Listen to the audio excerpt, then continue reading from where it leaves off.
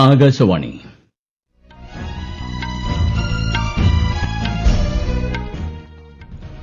നമസ്കാരം. വാർത്തകൾ വായിക്കുന്നത് ഗോപകുമാർ.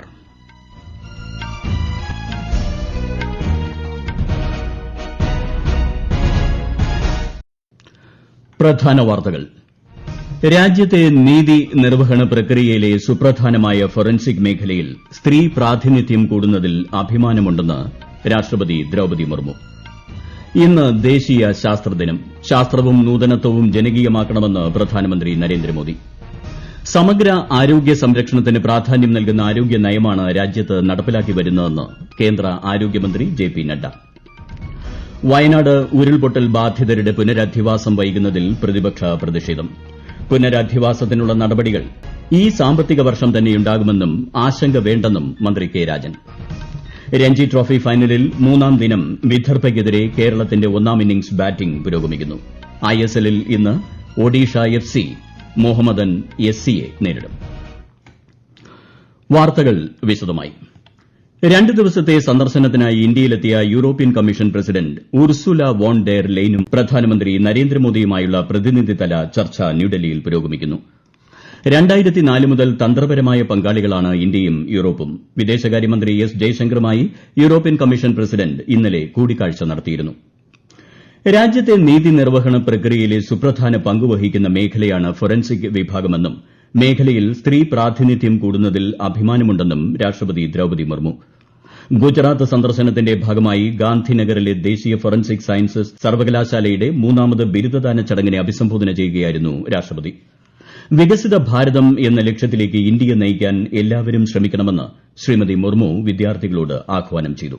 आप सभी विद्यार्थीगण न्याय पर आधारित विकसित भारत के निर्माता की भूमिका निभाने जा रहे हैं. अपराध पर नियंत्रण पाना, अपराधियों में पकड़े जाना और दंडित होने का भय होना तथा नागरिकों में न्याय मिलने का विश्वास होना सुशासन की पहचान है.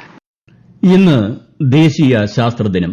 വിഖ്യാത ഭൌതിക ശാസ്ത്രജ്ഞനായ സർ CV രാമൻ ഇഫക്ട് കണ്ടെത്തിയതിന്റെ സ്മരണാർത്ഥം എല്ലാ വർഷവും ഫെബ്രുവരി 28-ന് ശാസ്ത്രദിനം ആചരിക്കുന്നു. ആഗോള ശാസ്ത്ര മേഖലയിലെ നേതൃനിരയിലെത്താൻ യുവാക്കളെ ശാക്തീകരിക്കുക, വികസിത ഭാരതത്തിലേക്ക് മുന്നേറുക എന്നതാണ് ഈ വർഷത്തെ പ്രമേയം. ജിജ്ഞാസയാണ് ശാസ്ത്രത്തിന്റെ മാതാവെന്നും ശാസ്ത്രവും നൂതനത്വവും ജനകീയമാക്കണമെന്നും പ്രധാനമന്ത്രി നരേന്ദ്രമോദി ദിനാചരണ സന്ദേശത്തിൽ പറഞ്ഞു. വികസിത ഭാരതം കെട്ടിപ്പടുക്കാൻ ശാസ്ത്രത്തെ പ്രയോജനപ്പെടുത്തണമെന്നും പ്രധാനമന്ത്രി അഭ്യർത്ഥിച്ചു. ദേശീയ ശാസ്ത്രദിനത്തോടനുബന്ധിച്ച് സംഘടിപ്പിക്കുന്ന പ്രതിരോധ വ്യോമയാന പ്രദർശനം രാജ്യരക്ഷാമന്ത്രി രാജ്നാഥ് സിംഗ് ഇന്ന് ഉദ്ഘാടനം ചെയ്യും. ഹൈദരാബാദിലെ ഗച്ചിബൌളി സ്റ്റേഡിയത്തിലാണ് പ്രദർശനം. ഇന്ത്യയുടെ ഹൈപ്പർസോണിക് മിസൈൽ, യുദ്ധ ടാങ്ക് അർജുൻ, ഡ്രോണുകൾ, റഡാറുകൾ തുടങ്ങിയവ പ്രദർശിപ്പിക്കും. വയനാട് ഉരുൾപൊട്ടൽ ബാധിത മേഖലയിലെ പുനരധിവാസത്തിനുള്ള നടപടികൾ ഈ സാമ്പത്തിക വർഷം തന്നെയുണ്ടാകുമെന്ന് മന്ത്രി കെ രാജൻ. പുനരധിവാസം സംബന്ധിച്ച് ആശങ്ക വേണ്ടെന്നും മന്ത്രി പറഞ്ഞു. തൃശൂരിൽ വാർത്താസമ്മേളനത്തിൽ സംസാരിക്കുകയായിരുന്നു അദ്ദേഹം.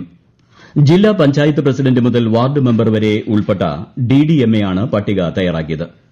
ഒറ്റപ്പെട്ടുപോയ ജനങ്ങൾക്ക് വേണ്ടി 4 പാലങ്ങളും 8 റോഡുകളും സർക്കാർ നിർമ്മിക്കും.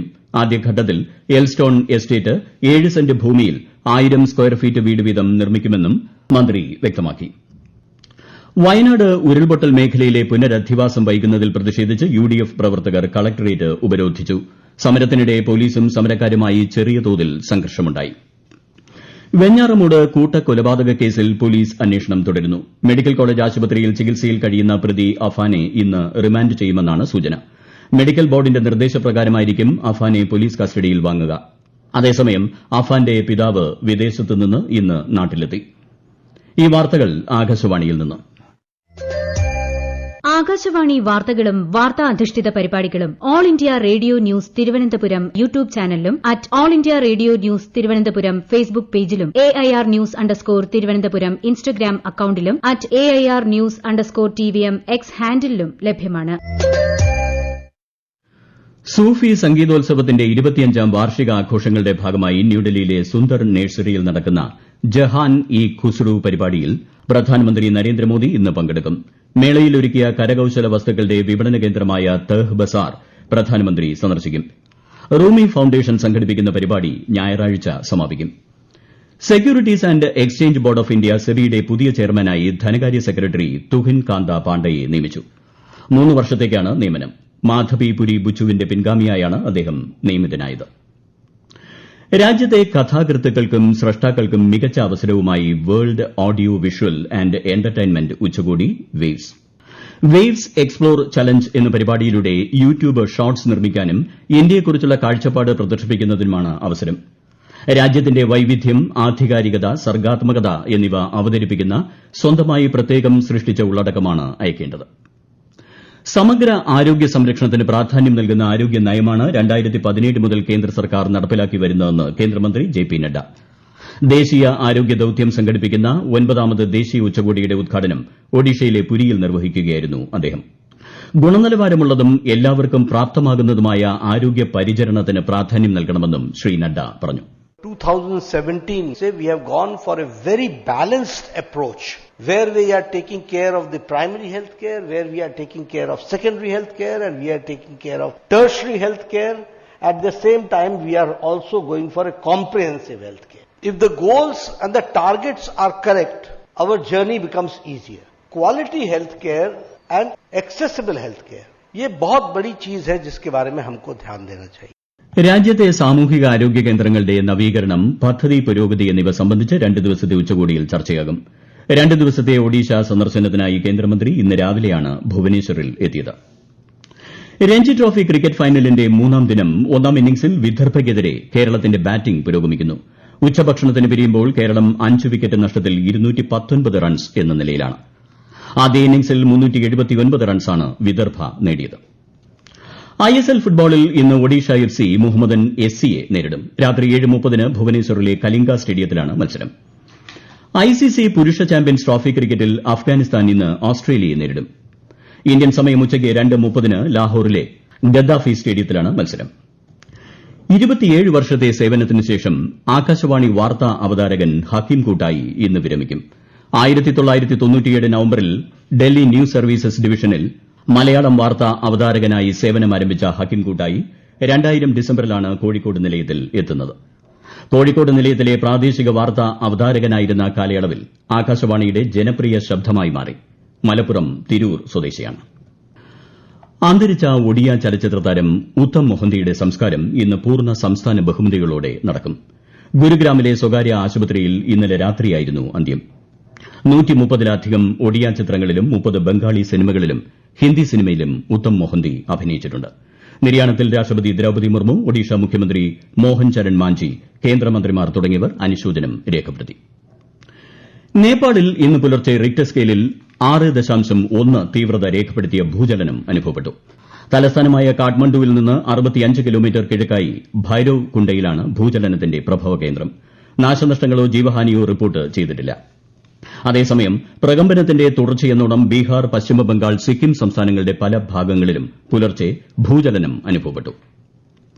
ബംഗ്ലാദേശിൽ വിദ്യാർത്ഥികളുടെ നേതൃത്വത്തിൽ പുതിയ രാഷ്ട്രീയ പാർട്ടി ആരംഭിച്ചു. കഴിഞ്ഞ വർഷം മുൻ പ്രധാനമന്ത്രി ഷെയ്ഖ് ഹസീനയെ പുറത്താക്കിയ പ്രതിഷേധത്തിന്റെ മുൻനിരയിൽ നിന്ന വിദ്യാർത്ഥികളാണ് നാഷണൽ സിറ്റിസൺസ് പാർട്ടി എന്ന പേരിൽ പാർട്ടി രൂപീകരിച്ചത്. ഇടക്കാല ഗവൺമെന്റിന്റെ ഉപദേഷ്ടാവായിരുന്ന നഹീദ് ഇസ്ലാമിനെ പാർട്ടി കൺവീനറായും അക്തർ ഹോസനെ മെമ്പർ സെക്രട്ടറിയായും നിയമിച്ചതായി പാർട്ടി വക്താക്കൾ സമൂഹമാധ്യമ പോസ്റ്റിൽ അറിയിച്ചു. പാർട്ടി രൂപീകരണവുമായി ബന്ധപ്പെട്ട് ധാക്കയിൽ പൊതുസമ്മേളനം ഒരുക്കിയതായും സംഘാടകർ വ്യക്തമാക്കി. കേന്ദ്രമന്ത്രി പീയൂഷ് ഗോയൽ യൂറോപ്യൻ വ്യാപാര സാമ്പത്തിക സുരക്ഷാ കമ്മീഷണറുമായി ആശയവിനിമയം നടത്തി.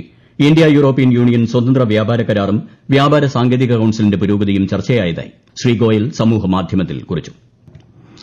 പ്രധാന വാർത്തകൾ വീണ്ടും. രാജ്യത്തെ നീതി നിർവഹണ പ്രക്രിയയിൽ സുപ്രധാനമായ ഫോറൻസിക് മേഖലയിൽ സ്ത്രീ പ്രാതിനിധ്യം കൂടുന്നതിൽ അഭിമാനമുണ്ടെന്ന് രാഷ്ട്രപതി ദ്രൌപദി മുർമു. ഇന്ന് ദേശീയ ശാസ്ത്രദിനം. ശാസ്ത്രവും നൂതനത്വവും ജനകീയമാക്കണമെന്ന് പ്രധാനമന്ത്രി നരേന്ദ്രമോദി.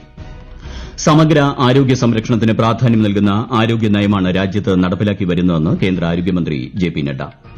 വയനാട് ഉരുൾപൊട്ടൽ ബാധിതരുടെ പുനരധിവാസം വൈകുന്നതിൽ പ്രതിപക്ഷ പ്രതിഷേധം. പുനരധിവാസത്തിനുള്ള നടപടികൾ ഈ സാമ്പത്തിക വർഷം തന്നെയുണ്ടാകുമെന്നും ആശങ്ക വേണ്ടെന്നും മന്ത്രി കെ രാജൻ.